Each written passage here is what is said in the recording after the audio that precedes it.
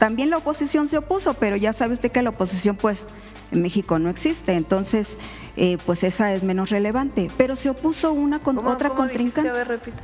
¿Eh? A ver esa última parte. Ya sé que le estoy endulzando sus oídos con eso, pero… No. Pero tú lo dijiste, no yo. La oposición, lamentablemente para los mexicanos, Presidenta… Sí, es cierto. Es muy lamentable que no exista, es cierto, o que sean… coincido contigo. O sea, el PRI y el PAN quieren los poquitos que quedaron ahí, que son muy malos, cuando eran estudiantes en la UNAM. Con usted, cuando usted andaba en esas cosas de la UNAM, y quedó fuera. Esas cosas. Y quedó fuera. Digo, él no lo anda presumiendo, ¿verdad? Pero ahí entre toda la entrevista que platicamos, pues salió a relucir eso. Y la pregunta que yo le quiero hacer a usted es, si usted se pusiera en los zapatos, no del pueblo que ha votado ciegamente por AMLO, no, por ese pueblo que le ayudó a llegar en el 2018. Sí, porque hay gente que lo adora, eso es un hecho, y que diga lo que él diga, va a estar siempre con él. Es la realidad de que no fue el pueblo el que eligió a sus jueces magistrados y mucho menos a sus ministros, mucho menos. ¿Quién fue entonces? Pues el mismo sistema, Presidenta. ¿Cuál sistema? Primero los eligieron en una tómbola, luego este comité de dudosa capacidad, como Ana Patricia Briceño, bueno, los eligieron en la tómbola y luego y al final los colocaron en acordeones. Ojalá, Presidenta, de verdad, por el bien de México, que se les haya colado un buen jurista por ahí, entre tanto nombre que salió, pues si tienen miedo también. Ya no, la libertad de expresión tampoco ya es…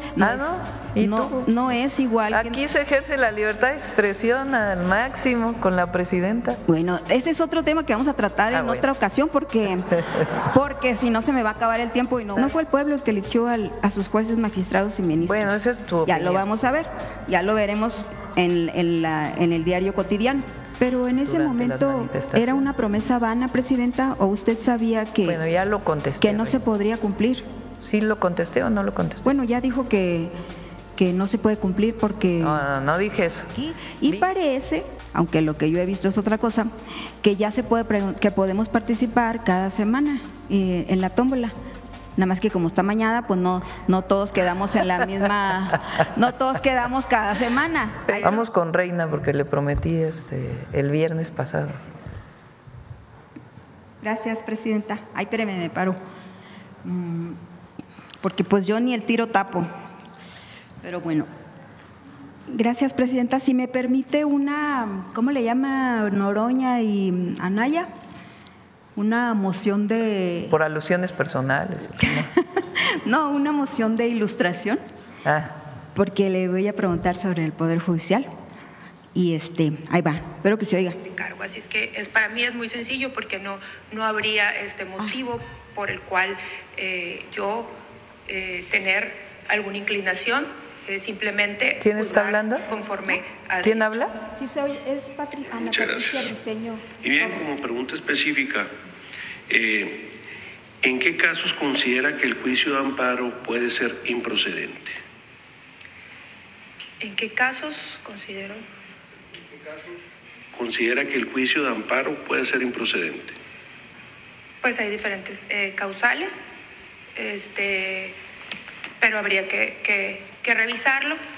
Pero en este caso, pues el Pleno del Supremo Tribunal pues atenderá a los juzgados de circuito que así lo amerita el caso, ¿no?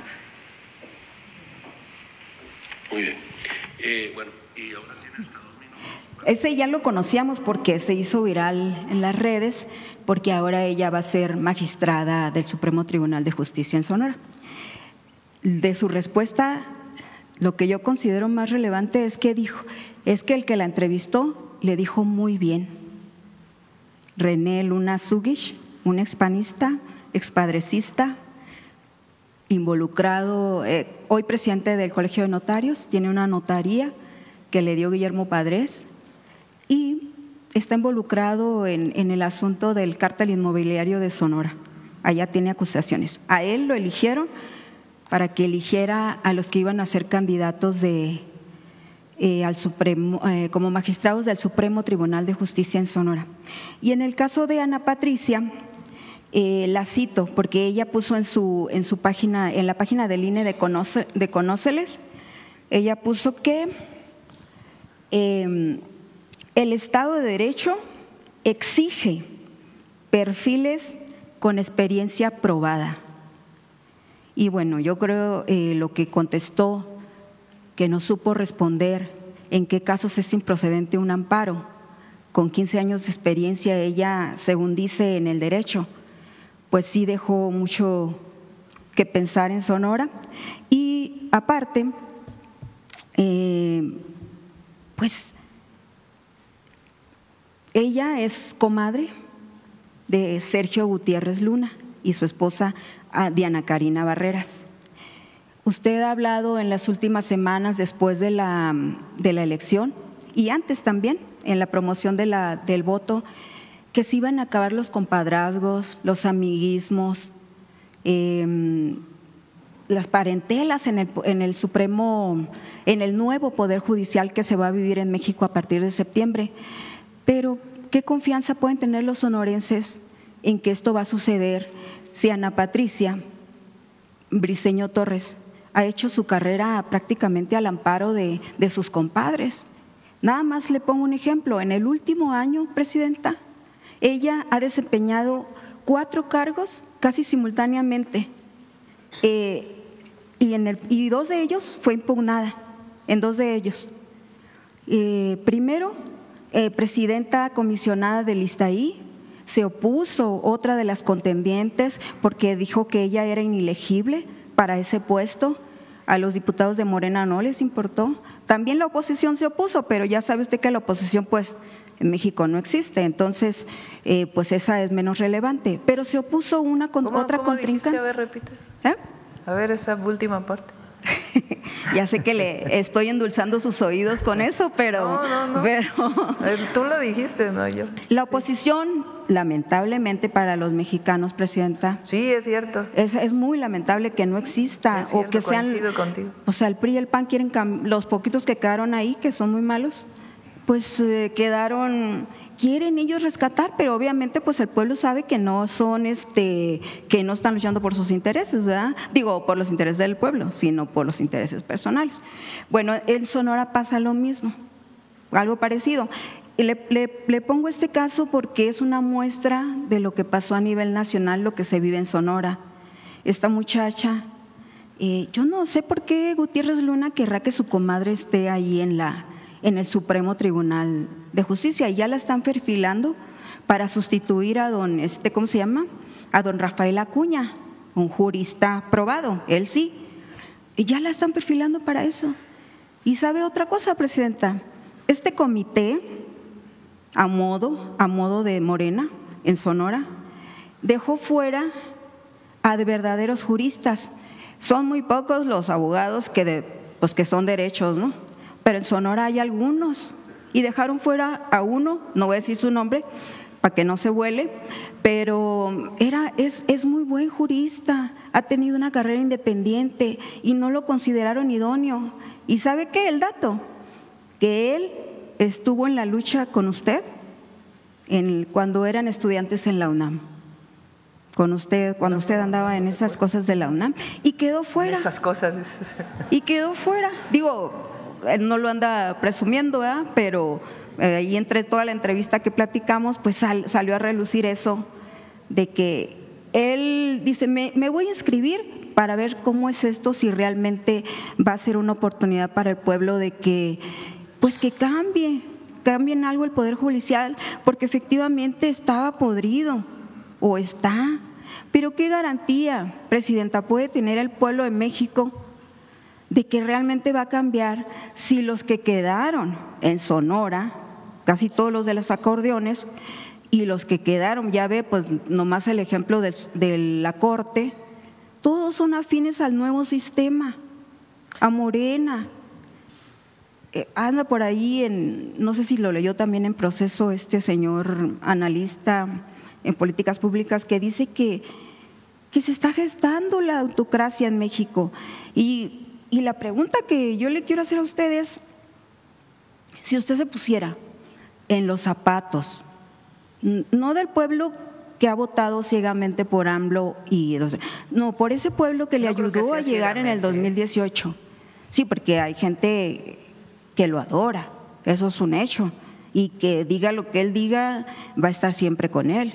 Entonces, pero hay gente, Presidenta, que en el 2018 creyó, votó, y me refiero a pueblo, a sociedad pública, que no tiene nada que ver con los partidos políticos y que hoy está totalmente decepcionada. Si usted se pone en sus zapatos y ve, es como lo ve esa gente, que todos, que son los mismos, que Hugo Aguilar trabajó en lo del Tren Maya, que está otra vez todos esos nombres que pues ya hemos dado a conocer mucho aquí y que todo el mundo los ha dado a conocer, Lenia Batres, Esquivel, con toda esa carga de la que trae ahí arrastrando con su tesis. O sea, son gentes inmorales, Presidenta. No, no lo creo. Bueno, sabrá Dios qué hizo ahí en la UNAM para que le quitaron todos esos cargos. Ha de haber sido también como Gutiérrez Luna, Sergio Gutiérrez Luna, que tiene pendiente una denuncia allí que está estancada en el sistema anticorrupción de Sonora. Pregunto, ¿quién eligió a esta persona que tú dices? La propuso el Ejecutivo. Por eso, ¿pero quién la eligió? Alfonso Durazo. No, pero ¿quién la eligió? Y ¿quién la eligió? ¿Quién decidió que ella fuera? Pues mire, la eligieron también con toda esa experiencia. Mi pregunta es, ¿quién la eligió? Primero, pues yo digo que Sergio Gutiérrez dijo, No. Tú vas a estar ahí en la… ¿Quién la eligió? O sea, ¿quién decidió que quedara con votos? Primero, Sergio Gutiérrez la trajo para que estuviera en el comité de selección, no solo para que estuviera. ¿Pero quién la eligió? ¿Quién decidió que quedara? ¿Quién fue? Para que presidiera el comité de selección del Poder Legislativo de México. O sea, ella, con su inexperiencia probada, eligió a los que quedaron en las boletas a nivel nacional. Ah, ella era de la comisión. Era de la comisión. Ah, bueno, pero ¿quién eligió a los que quedaron? Cargos. Eran 4 cargos, le dije, ¿no? Presidente comisionada está ahí. Vamos a hacer una historia. Diputada suplente de su comadre Diana Karina Barreras. A ver, pero mira, vamos a hacer una historia. Se abrió una convocatoria para los 3 poderes. Vamos a hablar del tema federal. Una convocatoria para los 3 poderes. Se inscribieron quienes quisieron. Tenían que cumplir con una serie de requisitos establecidos en la Constitución. Que ella no mínimo de promedio, cartas de recomendación, un ensayo. De ahí se hizo una primera selección y después de esa primera selección se hizo otra selección para ver quiénes iban a participar. Para evitar que fuera por dedazo, pues se hizo una tómbola, para que no, aún ya con los seleccionados, pues de esos que al azar, los mejores que habían sido seleccionados por las comisiones, al azar se decidiera por tómbola quién iba a participar en la elección, para evitar que se dijera hubo al final una tómbola. Y de ahí, pues participan en la elección. Igual fue en los estados. Entonces, no es que no haya habido selección, no es que no haya habido revisión de currículums, es decir, hubo una revisión de los que participaron y de ahí a la elección. Ahora, el Poder Judicial, la Corte, los ministros de la Corte que se han manifestado en contra de esta reforma y en general en contra de la 4T políticamente, porque también ellos hacen política. Los que se reunieron en lo oscurito con el presidente del PRI, ellas, pues a la mitad del camino decidieron que mejor no participaban. Primero abrieron su convocatoria, se inscribieron y luego dijeron, no, fíjense que mejor no participaban, mejor ya nos echamos para atrás, ya no decidimos. El Senado tuvo que agarrar esos nombres para que participaran y seleccionarlos por tómbola, para que no dijeran que fue su propia comisión quien decidió sobre los propuestos por la Corte. Y sobre eso se hizo la elección. Pues ese es el proceso que se siguió. Es un proceso constitucional. Eso que usted dice, Presidenta, efectivamente, pues da que en los últimos días, ya después de la elección y antes, pues es la realidad de que no fue el pueblo ¿no? el que eligió a sus jueces magistrados. ¿Quién fue?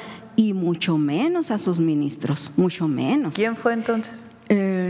Pues el mismo sistema, Presidenta. ¿Cuál sistema? Primero los eligieron en una tómbola, luego este comité de dudosa capacidad, como Ana Patricia Briceño, ¿Pero los cuántos más eligió, participaron en ese comité?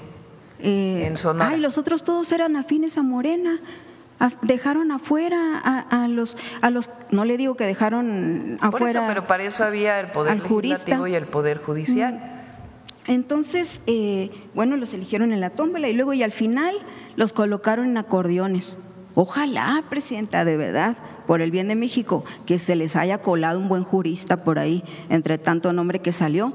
Pero cuando le pregunto… Hugo es un buen jurista, Digo, un buen… Hugo Aguilar es un buen jurista. Ay, Presidenta. Lo que pasa es que hay mucho racismo. No. Clasismo. Pero, no, esa es otra cosa, Presidenta. Ojalá él, de verdad, yo he tratado a Hugo, lo traté cuando en el Instituto Indigenista, lo he platicado con él, es como todo jurista, pero ¿sabe qué? Hay gente que es muy institucional y como soldados del sistema, haga de cuenta. Yo espero que él se logre despojar de todas esas cosas y que realmente sirva a la sociedad y no sirva al poder ejecutivo o al poder legislativo. Porque cuando le pregunto yo, ¿usted qué le dice a estas personas que están decepcionadas, que ya ni siquiera quisieron ir hoy a las urnas a elegir? Algunas fueron, porque pues gana el civismo de repente, ¿no? Y es más, ahí está diciendo el páramo que anularon las boletas un montón.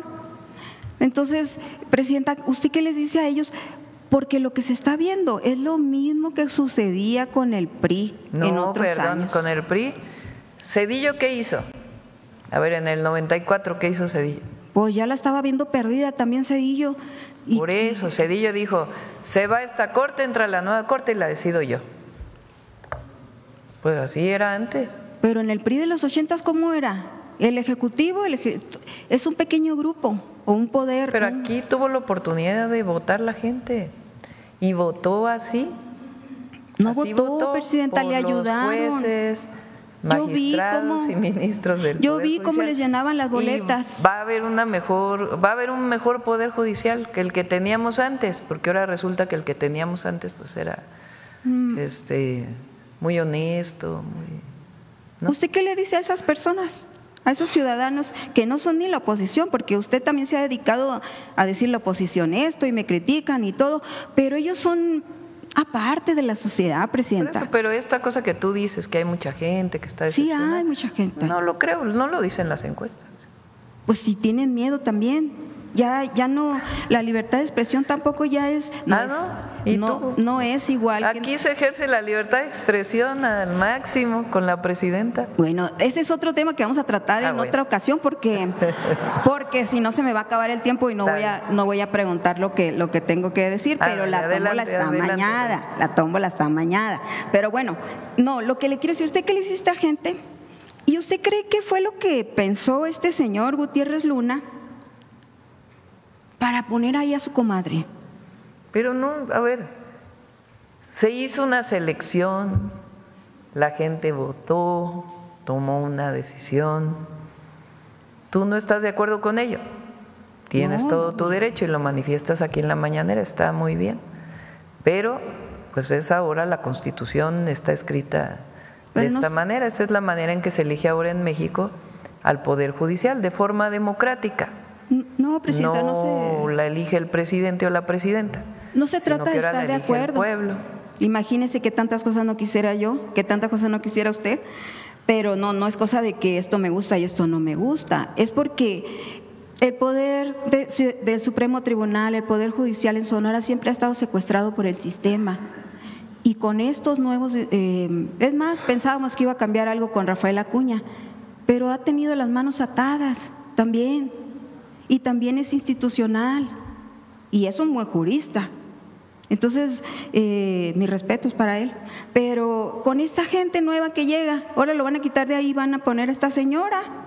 Y esto es malo para la democracia, para la sociedad sonorense, porque ya sabemos cómo se las gasta Sergio Gutiérrez. Mire que cayó parado, venir con Padres, se lo lleva Padres a Sonora, lo hace su asesor, luego le da encargo de implementar el nuevo sistema de justicia penal, se desaparece el dinero, no implementa nada, ahí está esa investigación que nunca se ha terminado. Y en el nuevo sistema de justicia penal allá, adivine quién trabajó ahí con él, Ana Patricia Briceño Torres. O sea, ya si hace como pato, como dicen, como ganso, y camina como ganso, pues es ganso. Pues es tu punto de vista. Eso decía el presidente Andrés Manuel López Obrador, eso lo decía él. Y eso no es mi punto de vista, es lo que ve la sociedad, esa parte del México profundo que no ve que va a cambiar algo. Que ojalá, además, ni va a cambiar algo porque no se han renovado ni los policías, ni los ministerios públicos, ni las defensorías de oficio, ni las fiscalías en los 32 estados. Eso no se ha movido un gramo y los abusos siguen. Y siguen a la orden del día en todo el país. Yo digo por Sonora, donde se le ve a diario, y por otros estados que me han llegado, pero eso sigue, presidenta. Entonces, pues es muy triste en lo que hemos caído, y ojalá que este señor José Antonio Aguilar, pues que se le haga la boca chicharrón para que algo cambie de verdad y que pues ese pesimismo que hay sobre México pues no sea tan así, que sí. Yo no veo pesimismo, yo veo mucho optimismo. Morena tiene al PRI y al PAN allá adentro, pues ¿de dónde viene Gutiérrez Luna? En Sonora han renunciado. Vamos a lo que sigue, Reina, para que… Bueno, y luego Ana Patricia, ¿qué cree? Votaron 200,000 en Sonora y casi más de la mitad votaron por ella, por una desconocida. Pues es que funcionaron los acordeones en Sonora y en México. Entonces, eso es muestra de que no fue el pueblo. Cada persona tuvo una votación diferente, fíjate. No fue el pueblo el que eligió a sus jueces, magistrados y ministros. Bueno, esa es tu opinión. Ya lo vamos a ver, ya lo veremos en el diario cotidiano. Y otra pregunta, presidenta, que le tengo a usted. Mira dónde los traigo en la mano. Usted ha reconocido, o en las últimas semanas, pues dijo que sí dijo lo que los maestros dicen que dijo. El video ese que anda por ahí, donde usted se comprometió con ellos a derogar la ley del ISSSTE del 2007 y otras cosas. Cuando usted estuvo en campaña, presidenta, usted ya había pasado los 6 años del presidente Andrés Manuel López Obrador, y una de las banderas principales de que la CENTE y de que llevó el expresidente fue justamente lo mismo, derogar la ley del ISSSTE del 2007. No lo hizo. Sí, el Fondo de Pensiones para el Bienestar es equivalente a recuperar la pensión digna. Es más, en algunos casos es mejor para el ingreso que van a recibir de jubilación los que se están jubilando. Es mejor. Ellos no cerramos la puerta de seguir discutiendo y buscando las mejores opciones de jubilación para las maestras y los maestros. Pero lo cierto es que hoy no estamos en la condición cuando se aprobó la reforma del 2007. Hoy hay un fondo de pensiones para el bienestar que a todos los que están con cuentas individuales les da una pensión digna. El fondo de pensiones para el bienestar se aprobó después de o cercano a la elección. Pero quiere decir que la recuperación de la pensión digna bajo un régimen solidario se incorporó a través del Fondo de Pensiones para el Bienestar. Eso no existía antes. Sí, ya lo explicaba. Y eso es lo que hemos estado insistiendo permanentemente, y la mayoría de los maestros y maestras lo reconocen. La gran mayoría reconocen el incremento salarial del 9%, que en septiembre será del 10%, reconocen primero el congelamiento y después la disminución de la edad de jubilación para todos los que están en el 10º transitorio.